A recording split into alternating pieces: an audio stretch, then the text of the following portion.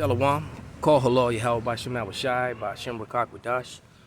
Double honors into the apostles, double honors into the elder bishops. Salutations to all my fellow laborers doing this work in truth and sincerity, risking their lives and their freedom to do so. Now more so than ever, to the scattered elect that are scattered around the four corners of the earth, that be like unto the speckled bird, the Israelite foreigners. All right, among the heathen that look like the heathen, and to the Akwaf that are listening and learning. To you, I say Shalom.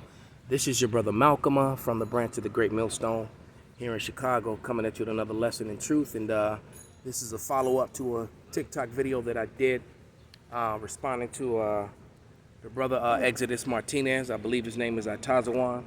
I don't know if he's ISUPK or if he just, watches and learns from them. But the subject matter was these people who deny the Northern Kingdom, and vice versa.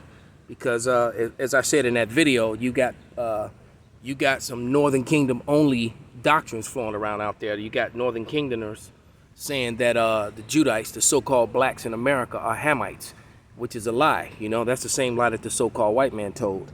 The so-called blacks that came here on the slave ships and the ones that were here already, they did not come from Africa. They all came from Israel originally. But let me get a quick scripture, and I'm going to read that scripture because the Bible is the most accurate and true history book ever written. Okay, so I'm going to read 2nd Ezra, the 13th chapter. I'm trying to be fast because I just had some Indian chick that decided she wanted to conversate with me. Miss Rena there. I think Miss Rena was checking out the games. That's what she was on. But this is 2nd Ezra 13 and 40.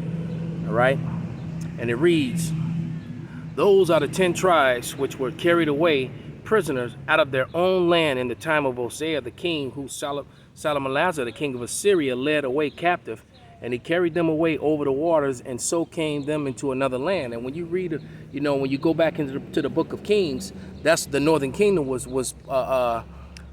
they left. They were taken out of Samaria into captivity under the Assyrian Empire.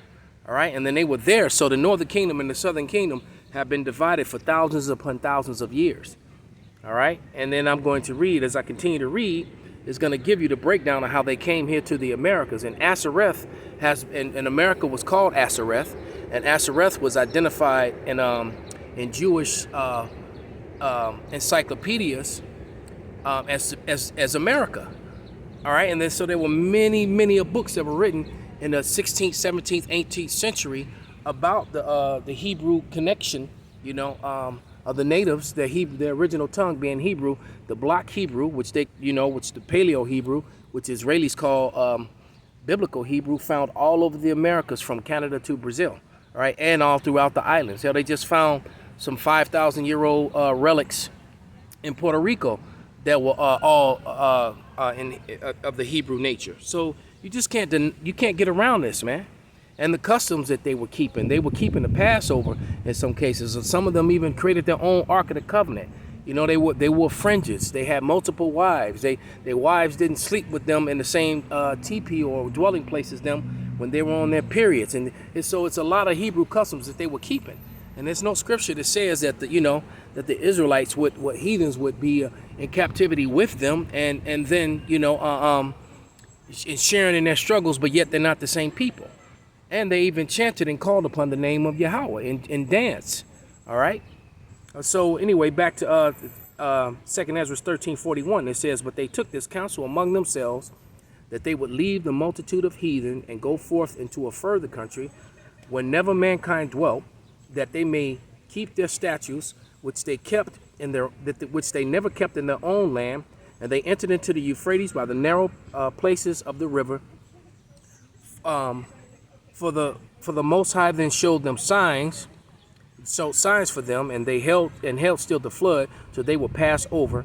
For through the country there was a great way to go, namely 1.5 years, and the same region is called Asareth." Because and if you follow in the Bible, also in the book of Kings, you would know about Solomon's navy, which was and the Hamites, the Africans that were servants unto to Solomon. And they took that trip that took them a year and a half in each direction. They were going to America. They were going to Azareth. That's why you got them Olmecs down in South America, you know, in south of the border, in Mexico, and on the bottom side of Mexico, and different parts of South America. All right? Because the Israelites knew the way over here. That's why they came here. They also came here so that they could be here to fulfill this prophecy and to fulfill latter-day prophecy.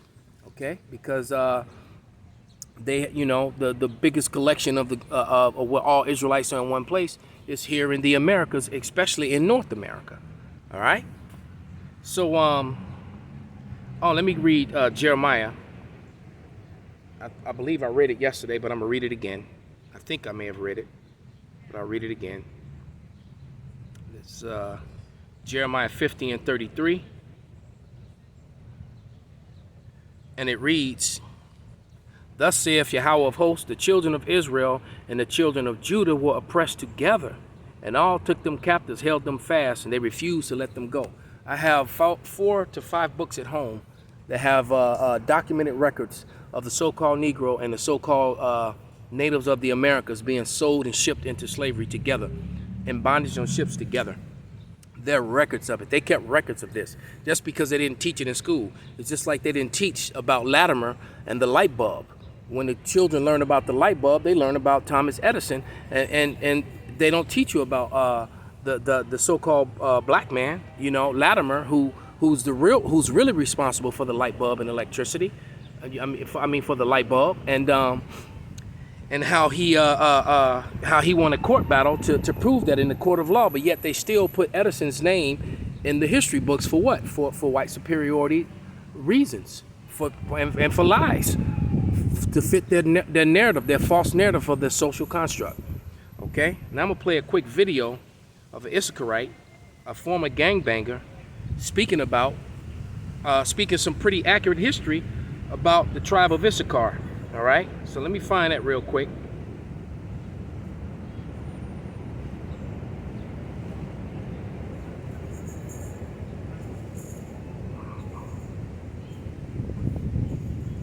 Now this thing, come on, man. Oh, there we go. There we go. And you mentioned the indigenous language of the Aztecs or the Mayans? Both of them. Both of them. You said it was connected to an old Hebrew, Ancient Paleo-Hebrew. ancient. So does that mean that that language that was indigenous to what Mexico and Central America is today was a Semitic language? Yeah, so what the schools teach you is an indoctrination. You get inducted into this indoctrination of what they want to call you or what they tell you that you are. So for instance, our people get called Hispanic, right? So Hispanic, not knowing what that term means, we call each other Hispanics, but that was under the Spaniard captivity. When the Spaniards came in 1492 and, raped, robbed, and pillaged, the people of Mexico, how they knew you were under that captivity was by calling you a Hispanic, how you belonged to a family of a Spaniard that took you worked on their plantation, you were given their last name, like my last name, Ayala. That comes from whatever captivity my family got taken into, and maybe we have to work on fields, whether it was picking, tobacco, or whatever that family had us doing, that's what we did. Now, Latino is different. Latino is under the Grecian captivity. That's if you were Latino, or how they differentiated both of them is Latino actually meant that your bloodline dated back to a Grecian or a Greek. And people that are from down south, Guatemala, El Salvador, just South America, they're not Latino. Their dads aren't Greek. We're still of this brown race.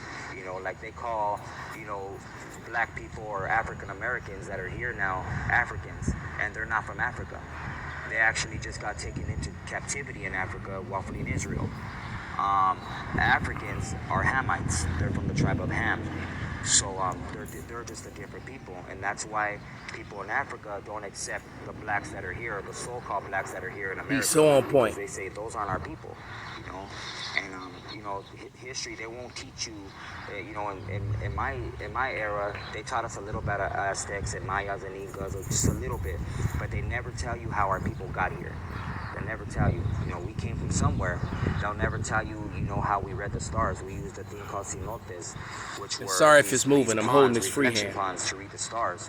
While Columbus was looking up at the stars, trying to read them, trying to find these holy people that had a blessed land that was promised to them, full of riches and rich soil and all this and that. He was looking up at the stars, and he didn't know how to use geometry using the reflection ponds, and that's how we got here.